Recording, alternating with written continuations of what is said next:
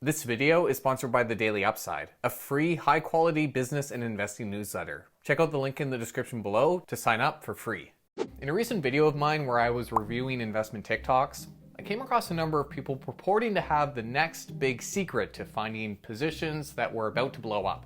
A strategy for getting in just before a stock took off to the moon. The stock split.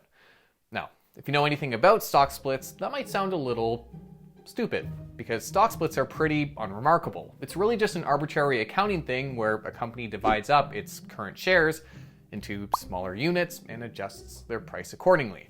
Investors nor the company see any real impact. And yet, many have come to believe that this corporate action is a sign of good returns to come.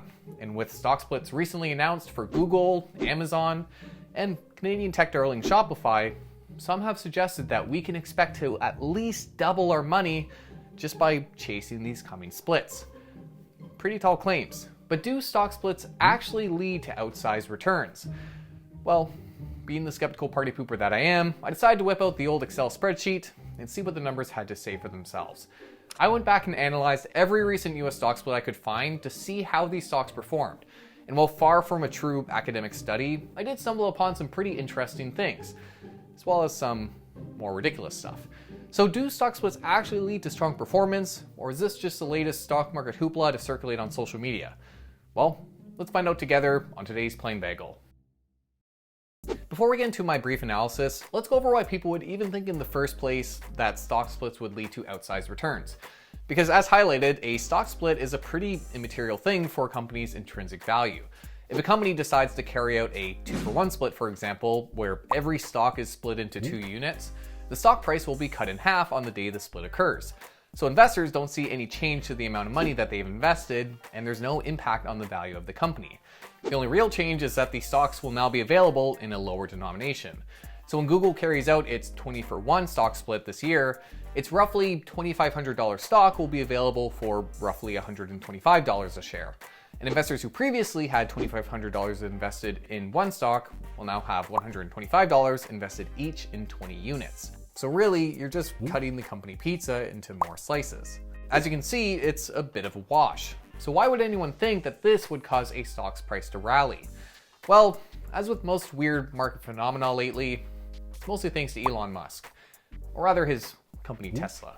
Tesla famously rallied after its own 5-for-1 split in August of 2020. And with Apple similarly doing very well after its own stock split in the same year, some have taken that as evidence of this indicator. And interestingly enough, there is actually some research to suggest that stock splits do lead to outperformance. One such study carried out in 1996 found that stock splitting companies saw 8 percentage points of excess returns during the year following their respective stock split. The reason? Well, it mostly comes down to the idea that stock splits improve investor access and liquidity. If more people can afford a $100 stock versus a $1,000 stock, then that $100 stock may be able to draw more demand for its ticker as people are able to buy more and trade more precise amounts. Stock splits could also encourage more options trading, since options-based strategies are a lot more accessible with cheaper stocks. So a lower stock price could theoretically draw more investors to the ticker. But here's the thing. While stock splits may have historically had a material impact on a stock's accessibility, these days there are a number of innovations that likely reduce its importance. Take fractional shares, for example. I'll leave a link in the description below where you can learn more about how fractional shares work. But ever since 2020, Robinhood and many other online brokers have effectively allowed investors to already put as much money as they would like into popular tickers. So while there may have been an impact from stock splits in the past, the marginal benefit these days is likely to be smaller, which is why I wanted to focus my analysis on more recent stock splits, to see if this corporate action still had a material impact on price performance. So let's hop into what I did. I pulled every US stock from Fidelity's online stock split calendar from January 1st of 2020 to April 1st of 2022. I then grabbed the closing price of these stocks on 6 separate dates: the day before the stock split's effective date, the day immediately after, 7 days after, 30 days after, 91 days, and 365 days, a full year after the stock split's effective date. Now, because markets actually tend to price stuff in before it occurs, I repeated the analysis using the split's announcement date as well, providing me 2 full data sets to see how the stock prices reacted to the news of the stock split and that stock split actually occurring. Now, to keep things simple, all the prices used in this analysis were adjusted for the stock splits to make for a 1-to-1 comparison between the pre and post-split prices. I did also cut out a few observations with incomplete pricing information to keep things easy to compare. And obviously, because some of these stock splits were more recent, there are some observations with incomplete return information. Nonetheless, when all was said and done, I had 55 different stock split examples, of which 29 had the 12 months of price information. Not a perfect sample size for statistical significance, but better than the 2 companies that most gurus were referencing online. So with all the information I needed, I calculated a simple rate of return after each stock split's effective date to see if prices really did go up after the event as new investors bought in. And at first glance, the results weren't all that insightful. The standard deviation for each sample was pretty wide, meaning these returns were a bit all over the place depending on the position. So right away, it's questionable whether there's a real material relationship here. But at least at the average level, the results weren't bad. The 1-day return around the effective stock split date was 1.9%. Pretty good for a single day. And as you approach the 12-month period, the return rose to 12.7%. Now, these returns probably seem attractive. 12% is certainly nothing to scoff at. But it is important to compare these results to how the broader S&P 500 would have performed over the same time periods to see if there was any real outperformance here. So I went a step further and calculated the excess return each position provided over their given time frames relative to the S&P 500, where I used the index fund VOO as a proxy for the index. So how did our stock splits perform? Well, kind of poorly, actually. While the short-term timeframes did see some outperformance, at 12 months, the positions meaningfully underperformed the index, with the S&P 500 nearly doubling the portfolio's average 12-month return. That's pretty bad. And while we definitely don't have enough data here to claim that stock splits were behind that poor performance, it's pretty obvious that they weren't a particular boon either, at least over that 12-month period. But hey, that 1-day excess return was still pretty high. So maybe we do see an initial rush of capital into these positions when a stock split occurs. Not a bad initial observation, but when you dive further into why this 1-day excess return was so high, that claim quickly loses any substance. You see, 2 outliers single-handedly contributed 1.7 percentage points to that 1.9% return. Generics Biotech and Triziana Life Sciences. These were 2 microcap positions that were incredibly volatile around their stock split dates and actually lost the majority of their share values not long after the event occurred. There is also something about Triziana that I feel the need to point out. Yes, it did do very well when its stock split came into effect. But while I don't like to speculate, I think there is a reason outside of improved accessibility that drove that outperformance. You see, Triziana trades under the ticker TLSA, a simple typo away from Tesla's own TSLA. And Triziana's stock split ironically occurred just a month before Tesla's. Now, I wouldn't dare to claim that a mass crowd of traders would have somehow mixed up this microcap stock with Tesla, but who knows? It is the stock market after all. Anyway, those were the results around the analysis of the stock split effective dates. Obviously, with so little data available, we can't be all that conclusive about our analysis, but I think it's safe to say that between 2020 and 2022, stock splits in and of themselves didn't exactly open the floodgate for new investor capital to flow into these positions. But what about the stock split announcement dates? Sure, the announcement of a stock split to come doesn't really improve the liquidity of a stock, but stock splits are still seen as a whole as being generally positive signals, since it implies that management believes the stock price will be moving higher. And many investors might buy up the stock before the stock split occurs on that belief that new capital will flood in on that date and buy the position once it's more affordable, inadvertently pushing the stock price up themselves.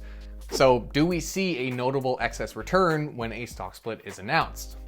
Well, once again, the results aren't all that promising over the 12-month period, and the median results were much more moderate than the average figures, suggesting that outliers were really skewing the results here again. But over that 1-day period, stocks do appear to outperform when a stock split is announced. The thing is, it's not to the same degree that some people suggest online. And it's also really tricky to build a reliable strategy around this, given that you basically have to guess which stocks are going to announce a stock split before they announce it. It's obviously hard to build a reliable strategy around that. So yes, there might be some truth in that stock splits lead to a strong one-day return when they're announced, but that information might not be all that helpful when trying to trade stocks. But so far, our analysis includes a wide range of companies, big and small. And some might argue that it doesn't make sense to include some of these small and micro-cap stocks when trying to determine how larger cap companies like Google and Amazon will perform after their own stock splits. And that's a fair criticism. Smaller cap companies are a lot more volatile and may be muddying the waters. So I ran the numbers one more time, both for returns around the announcement and the effective dates. This time only including companies with market caps above $10 billion, large cap companies like Tesla and Apple. The results? Well, around the effective stock split date, the one-day excess return was actually more material. Although again, the longer-term performance was subpar.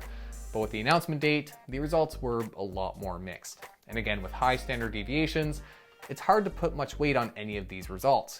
Now, at this point, we're dealing with a very small sample size of just 21 companies, of which only 12 have enough historical data for the full set of time periods. And obviously, in limiting our analysis to just a couple of years, there are a lot of unique external factors that could be influencing our results. So you should not put any undue weight on this analysis. I do also think that you could dive deeper into that one-day return to see if there's any real relationship there. That could be promising. But regardless, I do think it's fair to say that among the companies analyzed, stock splits in and of themselves were not a reliable source of outsized returns. While your one-day return did see a bit of a boost around these dates, longer term, a lot of companies actually performed worse than the S&P 500. Quite the far cry from the claims you see online about these splits offering a once-in-a-lifetime opportunity for outsized returns.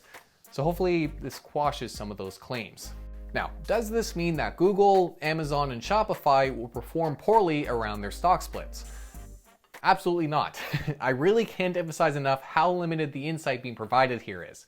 And ironically enough, if people continue to believe that stock splits do materially boost returns, we could still see their prices increase. The market isn't always rational, as I think the ticker TLSA perfectly illustrates. So even if a stock split shouldn't logically boost a stock's price higher, it doesn't mean it can't or won't happen. I've honestly come to learn after the whole GameStop debacle that you can really never predict what the market will do next. It is to say, however, that there's not a whole lot of evidence backing the idea that over the long term, the next big stock will be whatever firm carries out the next stock split. And while not perfect, I do like to believe that my brief analysis does beat building a trading strategy around two past examples. As I've said before, if your investment thesis wouldn't get a passing grade for a high school assignment, you probably shouldn't put your savings on the line with it.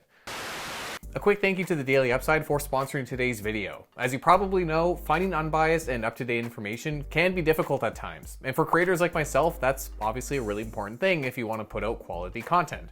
It's why I'm a fan of the Daily Upside. They're a free business and finance newsletter that delivers clear, concise, and occasionally witty market insights straight to your inbox 6 days a week, without any of the hype that you might get from other sources. The newsletter was founded by a team of journalists, scholars, and finance professionals, and it really does show in the quality of their work. They cover 3 stories each day, making for a quick but insightful read. And there are always a few bonus headlines thrown in at the bottom if you're looking for more. One thing that I really enjoy is that I often find I'm reading stories that I wouldn't have seen otherwise. For example, they recently covered the rise of Formula One racing in the US, explaining how a new set of statewide races and the rise of the docuseries Formula One Drive to Survive helped to generate $2.1 billion in revenue in 2021. It's for these unique kind of stories that I read every day, and I highly recommend you subscribe to their newsletter using the description below if you're interested in learning more about the markets and more in the realm of business and finance. It's completely free, takes 3 seconds, and will help you get a pulse on the latest happenings. Thanks again to the Daily Upside.